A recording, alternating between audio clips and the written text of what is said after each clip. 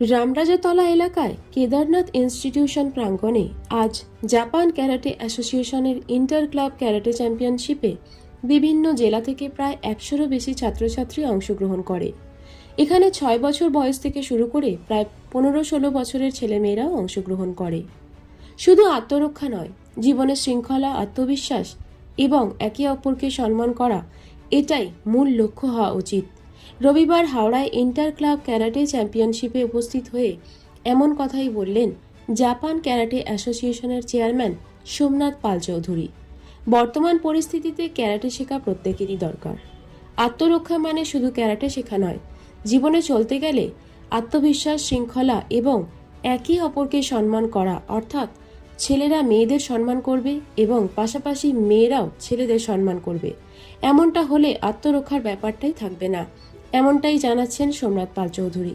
তিনি আরও বলেন, এখানে স্কুল, কলেজ ও অফিসে দেখা যাচ্ছে সপ্তাহে একদিন ক্যারাটে শেখানো হচ্ছে, কিন্তু ক্যারাটেকে প্রত্যহ শেখানো উচিত, যেমন জাপানে হয়। ক্যারাটে সংগঠনের আরও একজন অন্যতম সদস্য সত্তর সুন্দর সাধুকা জানান, এখানে 5টি জেলা থেকে প্রতিনিধিরা এসেছেন। হাওড়ায় এটা প্রথম ইন্টার ক্লাব ক্যারাটে চ্যাম্পিয়নশিপ হচ্ছে। তিনি বলেন, ক্যারাটে শুধু আত্মরক্ষা নয়, ক্যারাটে ঘটায় মানসিক বিকাশ, যার দ্বারা পড়াশোনাতেও ছাত্রছাত্রীরা উন্নতি সাধন করতে পারে। এখানে 6 বছর হয়ে গেল। প্রথম থেকে কি হবি বা ইচ্ছা ছিল এটা শেখার? হ্যাঁ, প্রথম থেকেই।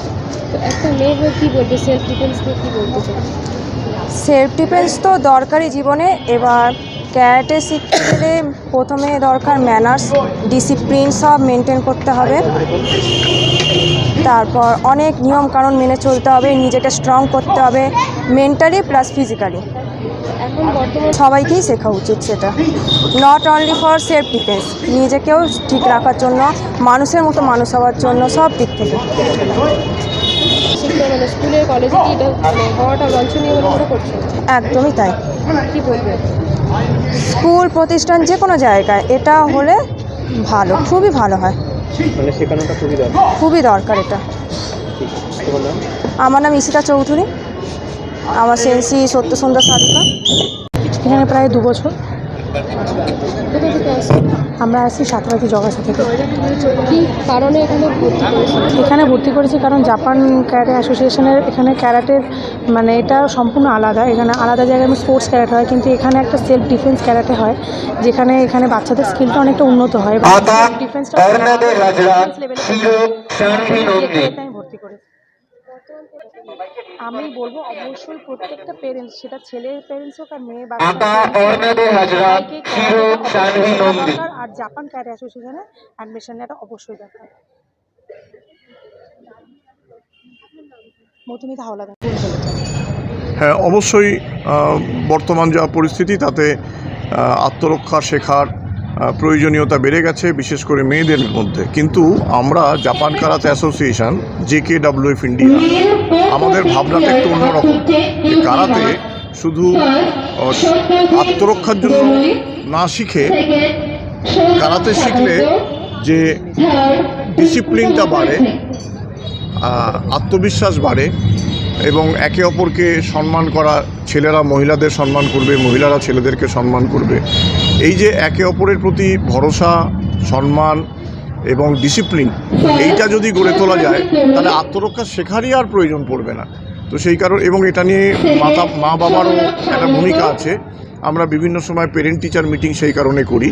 তো সেই কারণে ক্যারাটে শেখা আত্মরক্ষার জন্য খুবই জরুরি নিশ্চয়ই, কিন্তু যদি ক্যারাটে শেখার মাধ্যমে যদি সবাই ডিসিপ্লিন হয়ে ওঠে তাহলে সত্যি সত্যি আত্মরক্ষার কোনো প্রয়োজনই হবে না। তো এটা আমাদের মূল উদ্দেশ্য।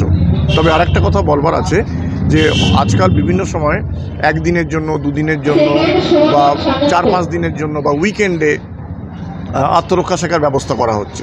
বিভিন্ন কর্পোরেট হাউসও করছে, ব্যাংকও করছে, স্কুলও করছে।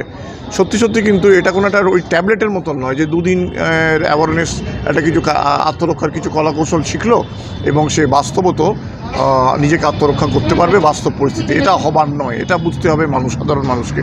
এটা একটা প্রসেস। কারণ কি, আত্মরক্ষা করবার জন্য শারীরিক সক্ষমতার তুলনায় মানসিক সক্ষমতা ভীষণ জরুরি এবং এটা একটা পরিবেশ তৈরি করতে হবে, একটা অ্যাটমসফিয়ার এবং একটা প্রসেসের মাধ্যমে সেই আত্মবিশ্বাসটা মেয়েদের ছেলেদের সবারই গড়ে উঠবে। এটা একটা লং টার্ম প্রসেস, এটা কিন্তু 2 দিন 3 দিনে হবে না। অ্যাওয়ারনেস প্রোগ্রাম হতে পারে, কিন্তু শেখার জন্য একটা লং টার্ম লার্নিং দরকার। প্রয়োজনীয় বলে মনে করছে, করা উচিত সব জায়গায়। অফকোর্স সমস্ত জায়গায়, সমস্ত স্কুলে ছেলেদের মেয়েদের সকলকে যদি কারাতে কম্পালসারি করা একটা সাবজেক্টের মতন, এবং কলেজেও ইউনিভার্সিটিতেও সব জায়গাতে, যেমন জাপানে আছে সব জায়গায়, স্কুল থেকে শুরু করে প্রাইমারি স্কুল থেকে শুরু করে ইউনিভার্সিটি পর্যন্ত। এবং জাপানে আমরা দেখেছি যে ইউনিভার্সিটিতে যারা মেডেল নিয়ে আসে, চ্যাম্পিয়ন হয়, তারা যদি পড়াশোনায় খারাপ হয় তাদেরকে পাশ করিয়ে দেওয়া হয়।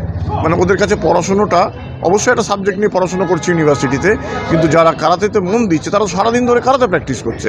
যে চেস খেলছে, ফুটবল খেলছে, যাই করুক না কেন, সেটা সারাদিন ধরে অনুশীলন করছে, সে পড়াশোনায় ভালো রেজাল্ট করবে কী করে? তো তাদেরকে কিন্তু পাশ করিয়ে দেওয়া হয়। মানে ওদের এরকম একটা সিস্টেম আছে। তো আমি ওরকম টোটাল সিস্টেম ভারতবর্ষে পাল্টানোর কথা বলছি না, কিন্তু সমস্ত স্কুল কলেজগুলোতে যদি কারাতে শেখানো হয়, আত্মরক্ষার জন্য নয়, মূল উদ্দেশ্য অবশ্যই আত্মরক্ষা, কিন্তু সকলকে ডিসিপ্লিন করে তোলার মাধ্যমে আর আস্তে আস্তে আত্মরক্ষা শেখার প্রয়োজনীয়তা চলে যাবে। এই দিকটা ভাবা বোঝা দরকার।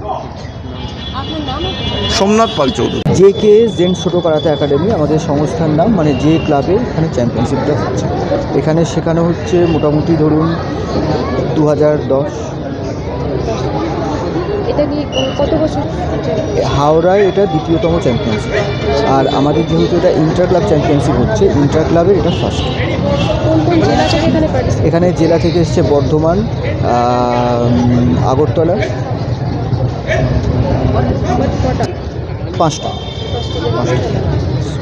এই যে সেলফ আমি বলবো সেলফ ডিফেন্স মানেই এখন যারা জানে যে হাত পা দিয়ে মারপিট করা, সেটা কিন্তু একদমই না। হাত পা ছুঁড়ে মারপিট করা এটা তো সবাই জানে সেলফ ডিফেন্স করছে, কিন্তু সেলফ ডিফেন্সটা অ্যাকচুয়ালি কোথায় কাজে লাগে সেটা আগে জানতে হবে। যেমন কোনো বাচ্চা পড়াশোনা করছে, সেই পড়াটা তার মাথায় ঢুকছে না, এটাও কিন্তু একটা সেলফ ডিফেন্স দরকার। এবং কোনো বাচ্চা যখন কোনো কারাতে ফিল্ডে এসে তার অপোনেন্টকে সামনা করে সেখানে যখন সে মেডেল জিতছে বা সে তার পারফর্মটা দেখিয়ে এবিলিটি দেখাচ্ছে, সেই এবিলিটিটা তৈরি করবার ক্ষমতাটা কিন্তু কারাটে করে দিচ্ছে, যার ফলে সেই বাচ্চা কিন্তু আর কোনো জায়গায় ডিমোটিভেট হবে না। ইজিলি সে তার নিজের পড়াশোনা যেগুলো সে মুখস্থ করতে পারছে না বা পড়াশোনা করতে পারছে না, সেগুলো কিন্তু ইজিলি সেই জায়গাটা খুলে যাবে। তো আমি মনে করি কারাটে শুধু সেলফ ডিফেন্স নয়, এটা একটা স্পিরিচুয়াল, মেন্টাল হেলথ পুরোটাই একটা কম্বাইন। অবশ্যই কারাটে সব জায়গাতেই শেখানো দরকার। কেন না, কারাটে অনেকেই বলে থাকে যে শুধু মেয়েদের শেখা দরকার, মেয়েদের নয় ছেলেদেরও শেখা দরকার। কেন না, কারাটে প্রথম যেটা আমরা জানি ডিসিপ্লিনটা খুব দরকার। সো মেয়েরা শিখলে মেয়েরা ডিসিপ্লিন ওয়েতে চলবে, ছেলেরা শিখলে ছেলেরা ডিসিপ্লিন হয়ে চলবে। তাহলে ছেলে আর মেয়ে যখনই দুজনে একটা ডিসিপ্লিন হয়ে রাস্তা দিয়ে যাবে, সেখানে কিন্তু আর কোনো সমস্যা আসবে না। তাই জন্য এটা আমার পার্সোনাল মতামত, কারাটে শুধু ছেলে নয়, মেয়ে নয়, ছেলেদেরও বেশি করে শেখা উচিত। আমার নাম সত্যসুন্দর সাধুকা, general secretary of JK Howrah, আর আমাদের জেন ছোটো কারাতে একাডেমির প্রিন্সিপাল।